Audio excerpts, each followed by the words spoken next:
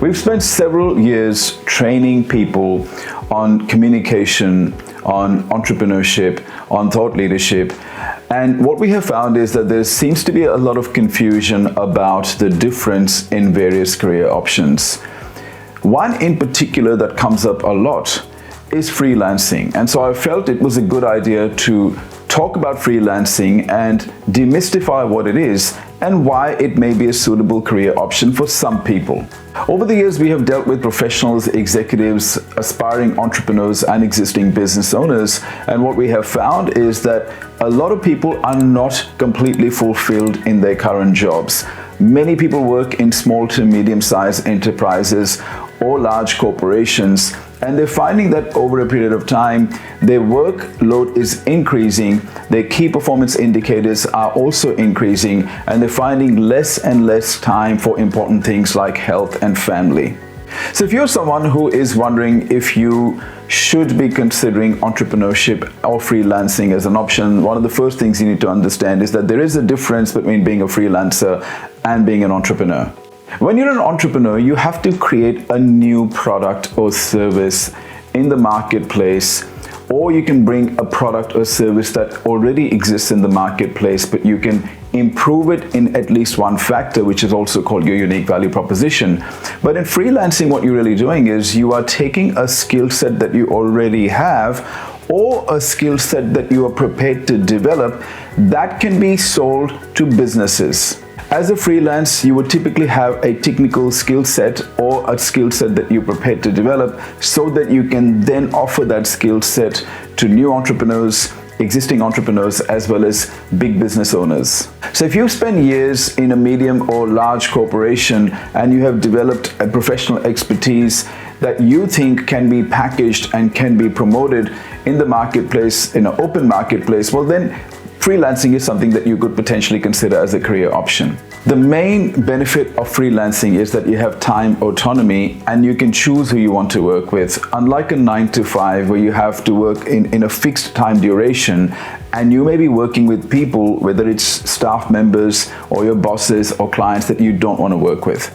So the main difference is freelancing allows you that option to be able to have autonomy of time, meaning you can decide when you want to work and also you can decide who you want to work with. Now that is the upside of freelancing. There is also a downside, and the downside is that work is not going to be consistent. You see, when you're working as an employee, you do the work, but somebody else creates the work. When you're a freelancer, you have to first create the work and then do the work. Currently across the world, especially in the developing nations, there are hundreds of millions of people who are offering their services and becoming a freelancer to businesses across the world. Many have leveraged off the possibilities that social media and the internet have created, and now they're working for themselves. They have time freedom and they're able to make the type of income that they want. One of the main considerations is when you decide to become a freelancer, you need to first make the decision, why do you want to do it? Is it to supplement an existing income? Is it to replace your income so you can have enough money for your living expenses? Or it's to make a lot of money so you can also have a wonderful lifestyle? The reality is that in the beginning, you're going to have to work very hard because you're going to have to first create work. You're going to have to attract the attention of prospective business people who will want to outsource some of the work that they're currently doing through their employees to somebody like you who decides to be a freelancer. The freelance economy is expected to grow by 65% in the next 5 years.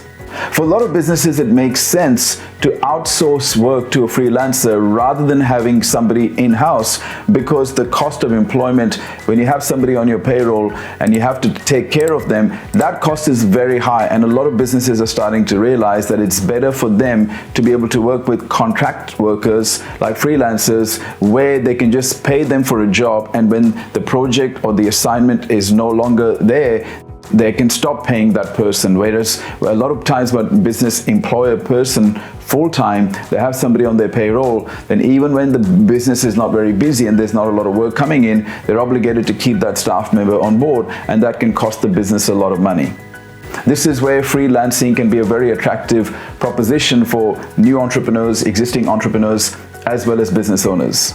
The key thing is that you will need to package your skill set and really start to think about whether your skill set is something that is going to be attractive to business people.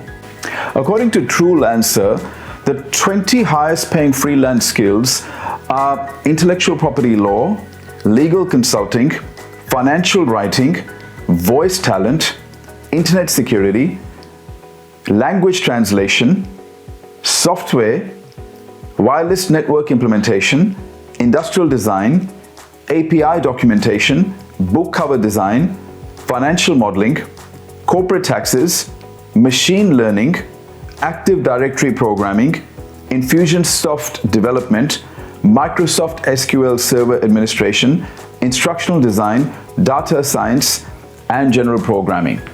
A lot of freelancing work is technical in nature. So if you are somebody who is already a technical expert working for an employer and you want to have time autonomy, you can start to consider freelancing as a viable option for you.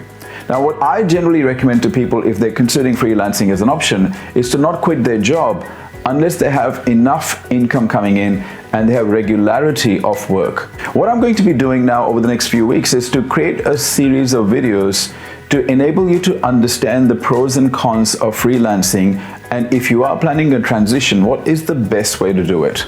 For now, all I want you to understand is that freelancing is really contracting out your service-based work. You do not need to create a new product or a new service. All you have to do is package an existing skill set, and then you can register yourself on various websites that are in the business of being able to connect freelancers with people who are looking for work.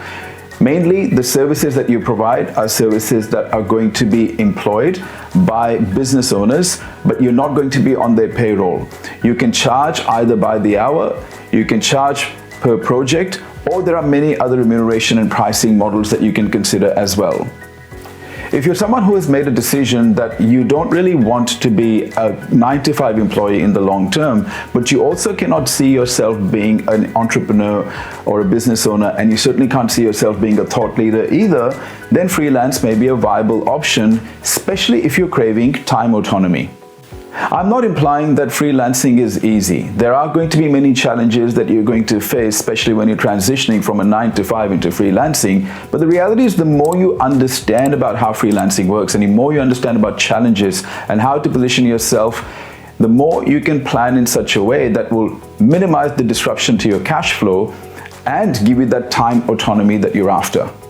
Freelancing is definitely not recommended for those people who are not disciplined and need somebody else to push them and motivate them. You need to be self-initiated, you need to be disciplined, you need to be fairly organized for you to even consider successful freelancing as a career option for yourself. I look forward to taking you through some of the other pros and cons of freelancing and what are the key considerations for you to position yourself as a successful freelancer.